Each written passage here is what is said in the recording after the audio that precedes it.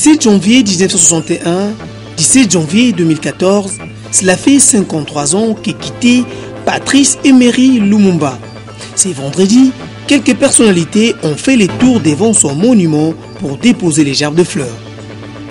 À Kinshasa et dans les autres provinces. Les détails dans cette édition. Ce journal vous est présenté par Alain Kyoka Mbambi. Madame, Monsieur, bonsoir. Bienvenue à cette grande édition du journal télévisé sur Antena et merci d'être avec nous ce soir. Ce journal reçoit pour vous Toussaint Itali Lota, président fédéral du PRP pour la ville de Kinshasa. Le PRP, c'est le Parti de la Révolution du Peuple, parti cher à Mzee Laurent Désiré Kabila, dont nous avons commémoré le 13e anniversaire de sa disparition hier, jeudi 16 janvier. Avec lui, nous allons parler bien sûr de ces deux journées commémoratives des non-héros nationaux, à savoir Mzee Laurent Désiré Kabila et Patrice Emery Lumumba. Bonsoir, Toussaint Itali. Bonsoir. Voilà, nous n'en sommes pas encore là. Le temps pour moi de livrer quelques informations.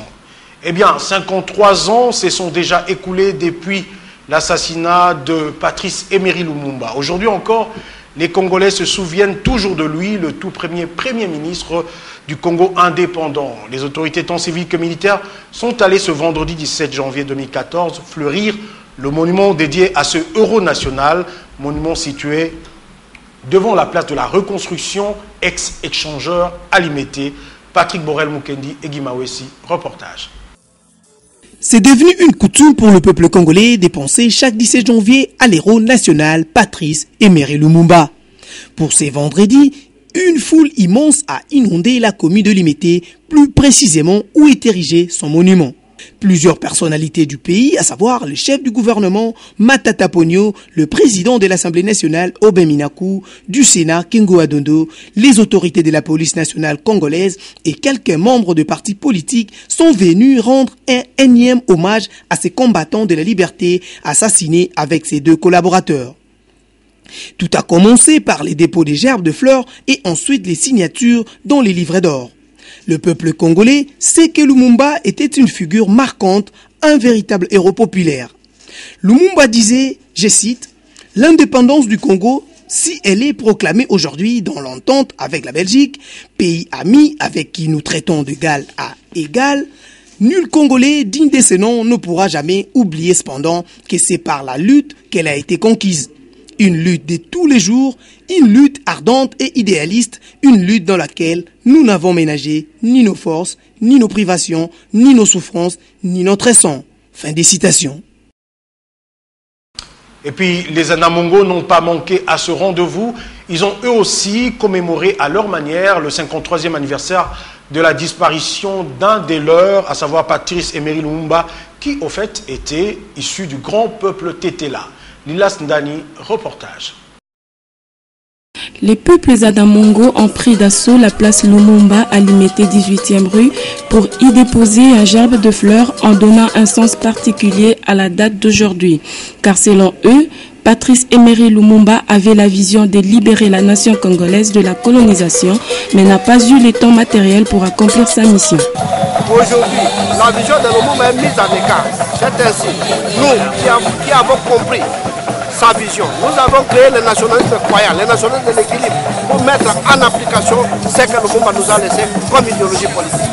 Après la place Lumumba, ils se sont réunis à leur siège pour commémorer le 53e anniversaire de l'assassinat Lumumba et véhiculer sa vraie idéologie en estimant que désormais les peuples Anamongo intègrent le courant des pensées lumumbistes. Que nous tenons debout aujourd'hui, le 17 janvier 2014, c'est bien sûr celle de l'inauguration du siège social de l'association panafricaine des Akuchana Mongo. À pas à SIC, synchronisé par la commémoration de la mort de Patrice Emery Lumumba, l'héros national et ses compagnons. Coupure de ruban symbolique, mais aussi quelques chants et pas de danse ont été exhibés à cette occasion.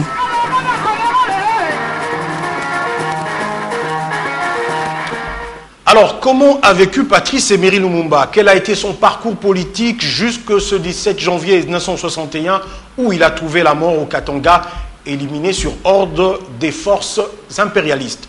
L'histoire de la vie de ce nationaliste pur sang est retracée pour nous par Lilas Ndani. Patrice Emery Lumumba naquit le 2 juillet 1925 à Onaloa, Congo belge. Il était marié à Madame Pauline Opango. Il a été le tout premier ministre de la République démocratique du Congo de juin à septembre 1960. Il est alors là aux côtés de Joseph Kasavubu, l'une des principales figures de l'indépendance du Congo belge. Il travaille comme employé des bureaux dans une société minière de la province du Sud Kivu jusqu'en 1945, puis journaliste à Léopoldville et Stanleyville, aujourd'hui Kinshasa et Kisangani. Il découvre, en travaillant pour la société minière, que les matières premières de son pays jouent un rôle capital dans l'économie mondiale. Cependant, les cadres congolais ne sont pas mêlés à la gestion de ces richesses. C'est alors qu'il milite pour un Congo uni. En 1955, il crée une association dénommée APIC, c'est-à-dire Association de personnel indigène de la colonie, et aura l'occasion de s'entretenir avec le roi Baudouin en voyage au Congo sur la situation sociale des Congolais. Il crée aussi en 1958 le MNC, Mouvement National Congolais. À ce titre, il participe à la conférence panafricaine d'Accra. De retour, il organise une réunion pour rendre compte de la conférence et il y revendique l'indépendance devant plus de 10 000 personnes. Les rois des Belges se sont offensés. De là viennent les premiers démêlés politiques. Malgré le fort soutien qu'avait Lumumba, les autorités belges tentent de s'emparer de lui, ce qui provoque une émeute qui fait une trentaine de morts. Lumumba est arrêté quelques jours plus tard, jugé en janvier 1960 et condamné à 6 mois de prison. En même temps, une table ronde s'organise à Bruxelles, réunissant Belges et Congolais. Le gouvernement belge se trouve confronté à un front uni des représentants congolais et, à la surprise de ceux-ci, accorde immédiatement au Congo l'indépendance à la date du 30 juin 1960. Le jour de l'indépendance, Lumumba prononce un discours dénonçant les abus de la politique coloniale belge depuis 1885. Au lieu de s'adresser au roi des Belges présent à la cérémonie, il commence son allocution par une salutation aux Congolais et aux Congolaises, aux combattants de l'indépendance, et proclame la fin de la discrimination. Lumumba fut assassiné le 17 janvier 1961 au Katanga. Il est très regretté après sa mort par toute la communauté des pays non alignés. Vive Lumumba, héros national. Il n'y a pas qu'à Kinshasa qu'on a commémoré le 53e anniversaire de la disparition de Patrice Emery Lumumba. Au Bandundu, plus précisément à Bandundu-ville, chef-lieu de la province, une messe a été célébrée à l'initiative du gouverneur de province Jean Kamisendou. C'était non seulement pour commémorer la disparition de Patrice Emery Lumumba, mais également la disparition de M. Laurent Désiré Kabila. Commentaire Sylvie Fortuné-Moula. Deux hommes avec une même destinée. Il s'agit de Laurent Désiré Kabila et Patrice Emery Lumumba, tous deux assassinés pour l'intérêt supérieur de la nation congolaise. La population de Bandundu, elle aussi, a célébré le 13e anniversaire de la mort de Laurent Désiré Kabila au cours d'un culte écuménique à la paroisse Saint-Hippolyte à Bandundu-ville. L'un des officiants du jour, Carole Kizamba, a au cours de son exhortation tiré du livre de Josué, vanter le mérite de ces deux personnages. Un exemple à suivre, a martelé le premier citoyen de la province du Bandundu, Jean Kamisendou Kutuka. Les personnalités sont mortes à 40 ans d'intervalle et pratiquement à moins de 24 heures d'intervalle. Ils nous ont montré à toute la jeunesse congolaise que la vie individuelle, personnelle, n'avait pas beaucoup plus d'importance que le sort de la nation et de la communauté. Ces deux-là ont accepté de mourir parce qu'ils n'ont pas voulu trahir notre pays. L'histoire retiendra de ces deux hommes vaillants le courage, le patriotisme et l'amour du Congo. Voilà, j'en viens maintenant à vous, Toussaint Italie. Bonsoir encore une fois. Toussaint Italie Lota. Toussaint Itali Lota, c'est un nom composé Itali Lota. Merci. Vous êtes donc président fédéral du PRP, Parti de la Révolution du Peuple. Alors, sur ce plateau, j'aimerais d'abord que nous puissions, comme c'est le jour où nous commémorons le 53e anniversaire de la disparition de Patrice Emery Lumumba. Première question, Patrice Emery Lumumba, M. Laurent Désiré Kabila, même idéologie, même lutte, même destin selon vous? Oui. Lumumba, un grand héros. M. Laurent Désiré Kabila, un grand héros. M. Laurent Désiré Kabila l'a toujours dit, moi je suivrai Lumumba. Et il a même dit, je serai tué comme Lumumba. Et ils sont pratiquement morts, en tout cas à l'intervalle d'un seul jour. Et à l'intervalle d'un seul jour. Ben voilà, ouais. Ça ce n'est pas un hasard. C'est-à-dire ils ont été assassinés pour une même cause. Kabila, je vais dire, Patrice Emery Lumumba, l'indépendantiste, grâce à lui, à ses interventions devant le roi, que nous avons pu avoir l'indépendance, il a mis le roi à sa place. À l'époque, nul ne pouvait le faire. Vous savez, avec son courage, c'est le même courage qu'on peut donner aussi à Laurent Désiré Kabila, qui, par ses idéaux, sa force, sa détermination, il a pu chasser la dictature dans ses pays. Et il a instauré la démocratie. Et partant, des gens ne pouvaient pas aimer, je vais dire, de force négative, d'où sa mort. C'est un grand martyr. Selon vous, l'idéologie prônée par ces deux hommes, ces deux héros nationaux, est-elle perpétuée aujourd'hui et par qui? La question est bien posée. Vous savez, il faut une plateforme pour pouvoir animer et diffuser ce genre d'idéologie. Et la plateforme idéale pour les Congolais, c'est le PRP. C'est un parti qui a été créé par M. Laurent Désiré Kabila afin que ces idéaux soient diffusés d'une façon très propre et essentielle. Il y a eu des animateurs dans ces partis. Il y a eu des animateurs. Mais la visibilité comme telle n'y était pas.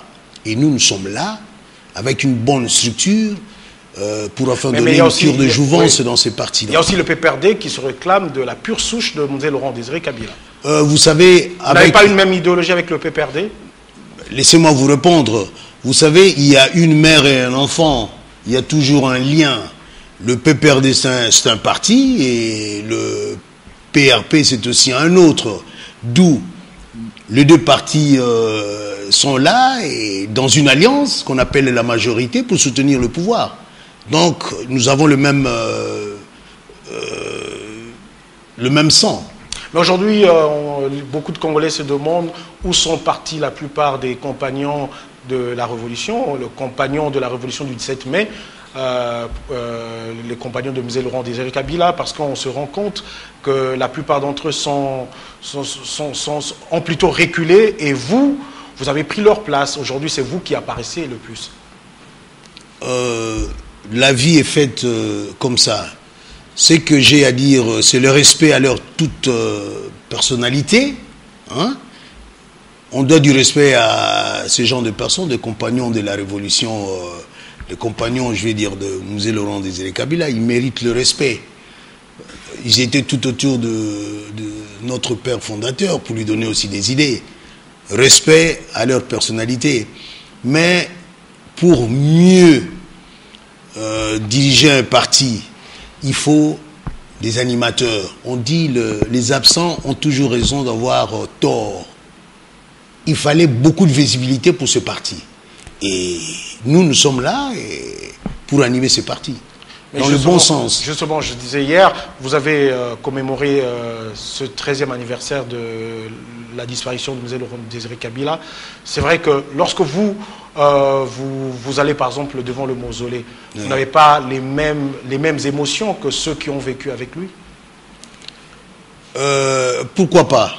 On est compagnons quand on milite aussi, je vais dire, on diffuse les idées. Je suis un compagnon, je peux le dire tout haut, je suis un compagnon de M. Laurent Désiré Kabila, parce que je suis dans ce parti. Pour moi, c'est un modèle. Dans ma tête, j'ai grandi, hein, je ne le connaissais pas, mais vu dans des bouquins, vu ce qu'il a fait quand il était vivant, ah mais non, C'est un grand homme, c'est un grand homme. Je suis son compagnon aussi. Que représente pour vous la date fatidique du 16 janvier 2001, le jour de son assassinat? C'est une date très commémorative. Nous, en tant que PRP, nous étions dans l'émotion. Et que l'émotion, on ne peut pas vraiment la garder comme telle. Si on la garde, on va traîner les pieds. Nous, on a l'émotion et aussi, il faut voir ces idéaux, les diffuser pour qu'ils vivent. Il est mort, oui, il est mort, mais il n'est pas mort. Vive le musée, il est là. Ces idéaux sont là, ces idées sont là. Ce sont des idées maîtresses. Avec ça, c'est avec ça qu'on peut faire marcher le pays. Et ça ne vous gêne pas qu'à la tête du parti, à savoir le secrétaire général, madame le secrétaire général, c'est bien-aimé de Dieu Kabila, fille aînée de Mzee Laurent Désiré Kabila, ça ne vous gêne pas que ce soit la famille biologique qui soit à la tête du parti? Elle n'a pas choisi ça d'elle-même, c'est dans le sang. C'est une révolutionnaire, cette dame, madame bien-aimée de Dieu Kabila. C'est une révolutionnaire. Ben, il faut bien la fréquenter pour voir. On peut dire telle mère, tel père, telle fille. Vous voyez, je disais, j'ai pas fini. Oui. C'est aussi une pasteur. Elle prie beaucoup. Il semble qu'elle prie beaucoup. Oui. Bien, je reviens à vous tout à l'heure. Oui. Le 5e sommet des chefs d'État et de gouvernement s'est clôturé ce jeudi 16 janvier 2014 à Luanda, le sommet de la CIRGL, conférence internationale sur la région de Grand Lac. La République démocratique du Congo a été représentée par le président de la République, Joseph Kabila. Les détails dans ce reportage. Réunis en sommet extraordinaire à Luanda, capitale de l'Angola, les chefs d'État de pays membres de la conférence internationale de la région de Grand Lac ont échangé sur le problème sécuritaire dans la région et l'évolution de l'accord cadre d'Addis Abeba signé par le même chef d'État en février 2013.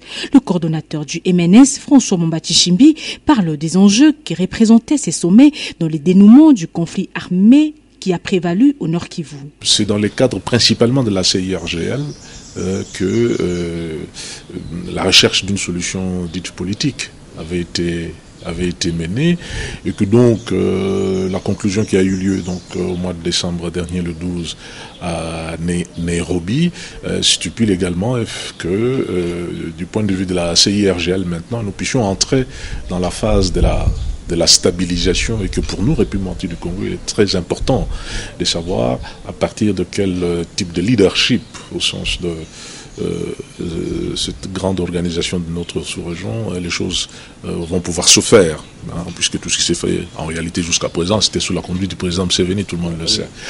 Alors que maintenant, effectivement, c'est avec le président Dos Santos que les choses vont pouvoir se poursuivre. Comment comprendre la présence de Mary Robinson au sommet de Luanda? Il y a peut-être quelque chose de particulier à deux points de vue. D'abord, une fois de plus, dans cette recherche de la solution politique à la crise qui a prévalu dans notre pays du point de vue crise armée. Dès lors, comme je disais, que c'était un processus CIRGL, les Nations Unies nous ont accompagnés, puisque finalement, la brigade dont on parle, la brigade de la MONUSCO, c'est un mécanisme des Nations Unies. Et l'autre raison, c'est que la CIRGL en tant que telle est signataire, comme tous les autres grandes organisations, SADC, Nations Unies, et tout ça, etc., de l'accord cadre d'Addis Abeba, et que donc il y avait là donc une seconde bonne raison pour Madame Robinson de venir écouter et suivre ce qui se passe au niveau de la CIRGL. Nous allons d'ailleurs nous retrouver avec elle à la fin du mois à Addis Abeba, dans le cadre cette fois-ci d'une évaluation en bonne et due forme de cet accord cadre. Il faut dire que le chef d'État présent à ces sommets s'est dit confiant pour le retour d'une paix durable dans la région de Grand Lac. Autre chose en rapport avec la décision prise par le commissaire provincial de la police nationale congolaise pour la ville de Kinshasa, le général Célestin Kanyama, d'interdire l'accès et la circulation à Gombe des taxibus de marque Mercedes 207, communément appelés Esprit de Mort et de mototaxi. Magali Sissi est allé s'enquérir de mesures d'application auprès de la CNPR, entendait la Commission nationale de prévention routière. Reportage. Ils ont fait parler d'eux à Kinshasa. Les véhicules 207 de marque Mercedes ont été, hélas, indexés comme un engin tueur surnommé Esprit de Mort. Devenu après son élévation par la haute hiérarchie générale dans la police, inspecteur provincial de Kinshasa, Kanyama, aussi surnommé Esprit de mort, ne veut pas voir arriver ces véhicules 207 au centre-ville. Le train de mesure pris par cette autorité vise également les motocycles qui, eux aussi, sont interdits de circuler en plein centre-ville de la Gombe. La Commission nationale de prévention routière est appelée à faire observer toutes ces mesures prises pour éviter les accidents des circulations. Et la loi, c'est l'unité de mesure pour une sécurité dans un pays. À partir donc de mardi, la Commission nationale de prévention routière, le ministère des Transports et Voies de Communication est heureux de voir que la police puisse mettre en application les enseignements, la sensibilisation, la vulgarisation en amont et en aval pour que tout le monde se remette dans l'ordre.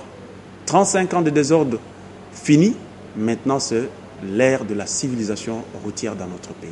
L'État congolais, par ses services spécialisés, entend mettre de l'ordre dans ces secteurs, restés longtemps minés par les conducteurs qui deviennent fous une fois au volant. Au chapitre culturel, c'est depuis mercredi 15 janvier que l'artiste musicienne Pongolov a totalisé 24 ans depuis qu'elle a quitté la terre des hommes. Sa famille biologique, l'ONG Pongolov, dont sa fille Sandrine est la présidente, et l'ONG Sovoak ont organisé une cérémonie de recueillement au cimetière de la Gombe. Cette cérémonie a été suivie par le dépôt des gerbes de fleurs sur la tombe de l'illustre disparu Magali Sissi et Henri Noël Moutavoka pour ce reportage. L'artiste musicien Pongolov a quitté la terre des vivants le 15 janvier 1990. C'était à l'âge de 34 ans. Elle souffrait d'une méningite cérébrale qui lui a conduit à la mort. Pendant que sa famille, ses amis avaient encore besoin d'elle. Une façon pour eux de se souvenir de cette chanteuse de la musique congolaise moderne en ce jour. Sa famille biologique, l'ONG Sovoak en charge des veuves des défunts musiciens, avec également l'ONG de la défunte qui est dirigée par sa fille et qu'elle occupe le poste de la présidente, ont organisé une cérémonie de recueillement à cette occasion au cimetière de la Gombe. Et pour ce faire, l'orpheline nous retrace en quelques mots ce que la défunte continue à représenter pour elle.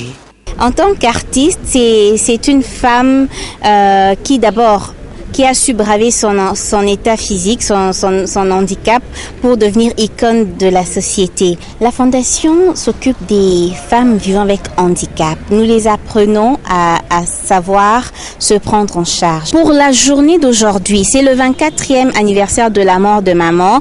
Nous n'avons pas voulu faire des festivités. L'année prochaine, c'est déjà en projet. Nous allons faire des festivités à l'occasion pour commémorer en fait la mort de maman. Sandrine Pongo continue à souffrir de la disparition de leur mère jusqu'à présent. Car cette orpheline nous l'a démontré en continuant à vivre avec son talent obtenu et provenu du sang maternel. Que son âme repose en paix. Mama nanga sali nyoso nabokasi yabomwasi natelemi natamboli nanguya seyaye. Merci maman. Voilà, je reviens à vous, Toussaint Itali Lota, président fédéral du PRP Ville de Kinshasa.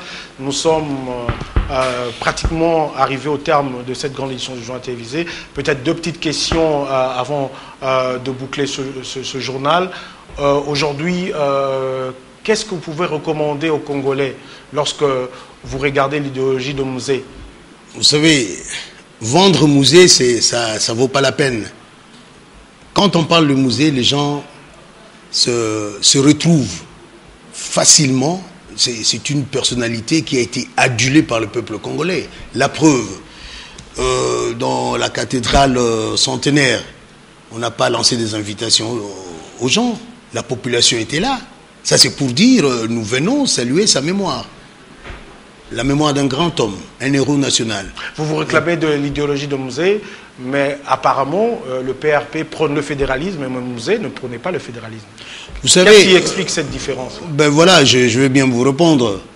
Musée a dit les Congos restent unis et indivisibles. Vous voyez? Donc, tout ce que je peux vous dire, le PRP est le parti mère.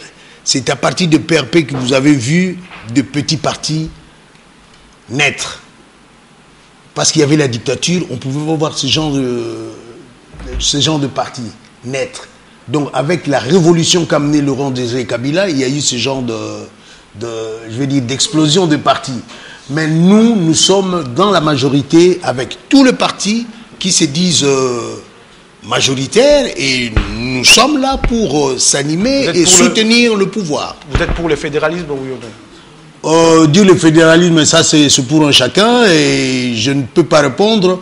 Je crois que le moment venu, dans un autre débat, et nous serons bien aguerris pour vous répondre à cette question. Merci beaucoup Toussaint Itali Lota. Je rappelle que vous êtes président fédéral du Parti de la Révolution du Peuple, PRP, que dirige bien-aimé de Dieu Kabila. De Musée Laurent Désiré Kabila. Bien. Merci, aimables téléspectateurs, de votre attention, de votre fidélité. Merci surtout à vous qui nous suivez sur Canal 142. Je parle bien de Canal Sat. Merci de votre fidélité. Prochain rendez-vous avec les informations, c'est samedi. Moi, je vous retrouve la semaine prochaine. Portez-vous bien et sans suite de programme sur Antena. Bonsoir.